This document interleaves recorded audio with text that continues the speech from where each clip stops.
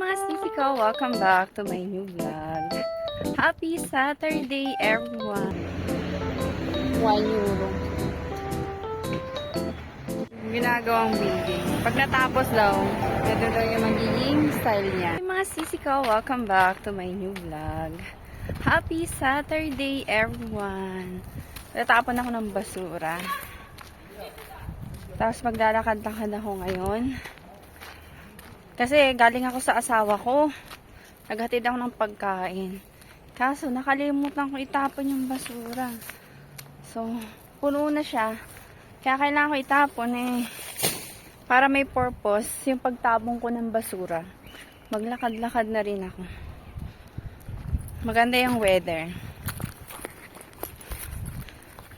Pero malamig pa rin siya mga sisi ko. Nakikita nyo, naka 3 layers ako.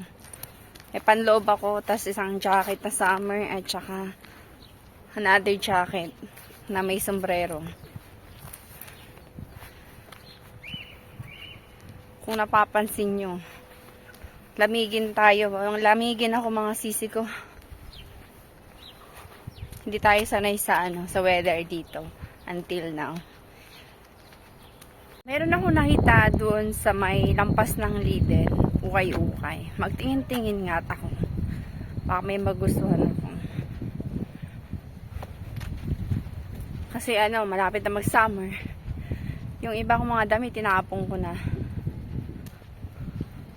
Noong nakaraang taon. Kasi, maliit na sa akin, tas hindi ko na gusto. Siguro, bili ako ng So, okay lang.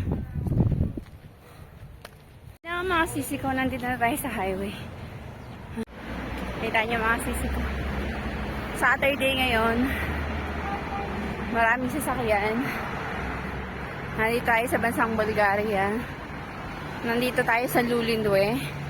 Saan nga pala ako nakatira mga sisi ko? Dito ako nakatira ngayon sa Lulindwe.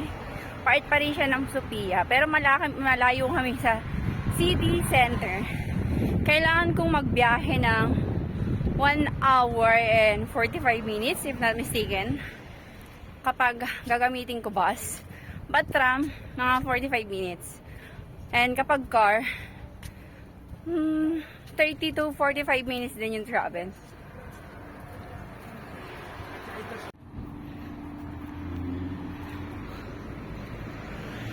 Okay din.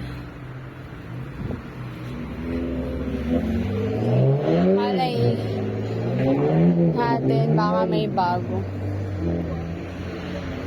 1 euro.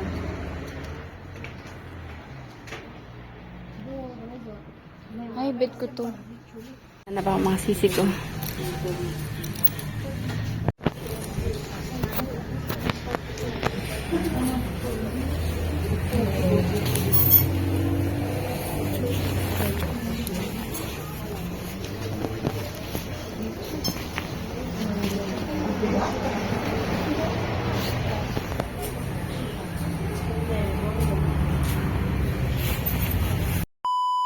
Ako mga sisi ko. Walang gaanong stock. Nakuha na nila yung iba. Kasi ngayon ang nabalitaan ko, Saturday, maraming mga bago. Ayan, daming tao sa loob Nakuha na nila. So, maghanap na lang ako sa iba.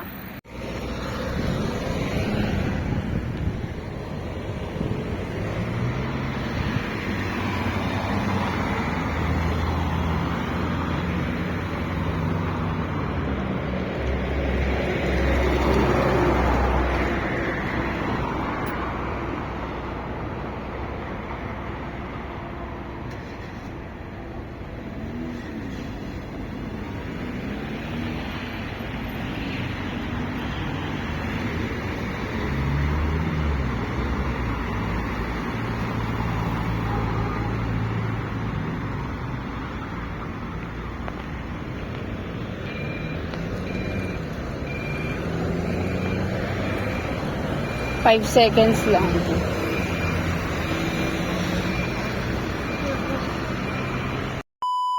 Sisi ko, pabalik na ako. Kasi yung pinuntahan, naglakad-lakad lang naman ako mga sisi ko. try kong mag-check sa ano namin kung may magandang bulaklak.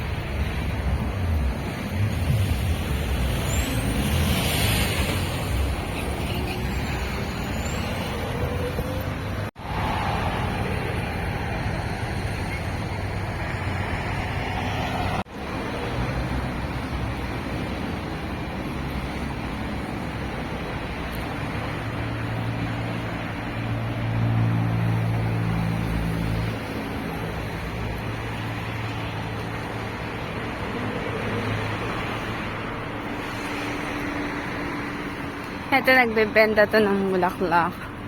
Pero sarado.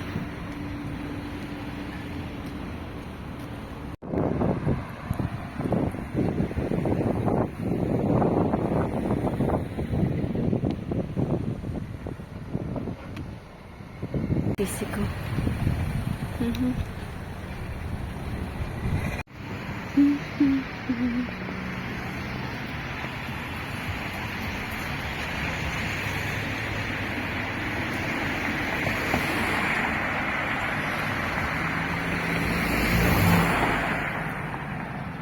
Ginagawang building. Pag natapos daw, ito daw yung magiging style niyan. So, we'll see. Ayan. Halos sa lugar namin, ganyan na yung mga building eh. Ito yung building namin. Ito. Dito kayo nakatira. 1, 2, 3, 4, 5, 6. Diyan. Tapos ito yung Inicom. Ano to? Furniture supply. Dito ako madalas pumupunta kapag meron akong bibilihing mga abubot. Pinakang finished product niya mga sisi ko. Sa likod. Sana ganyan talaga yung style yan ha. So we'll see. Sisi ko, nandito na yung mga titina ng bulaklak. Akala ko malis na sila eh. Pakita ko sa inyo mga sisi ko.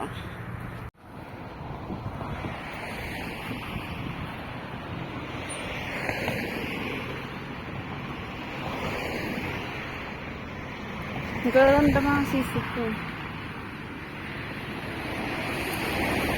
Kaso lang presyo. Pangkabuhayan nila kapag paano na yung spring. Ayaw mahal.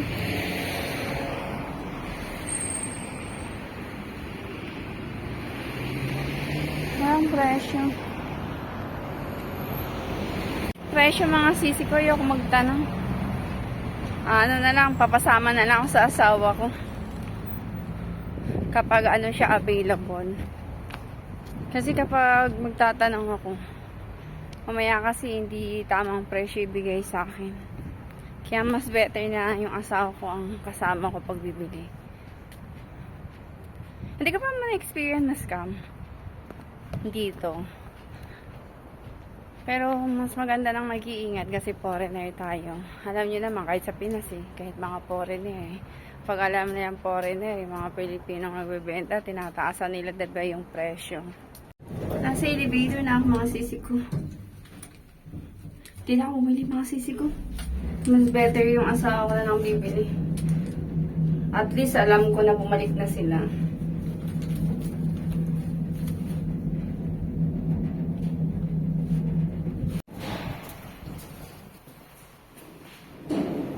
Ayan, ano yan mga kapitbahay ko, halaman.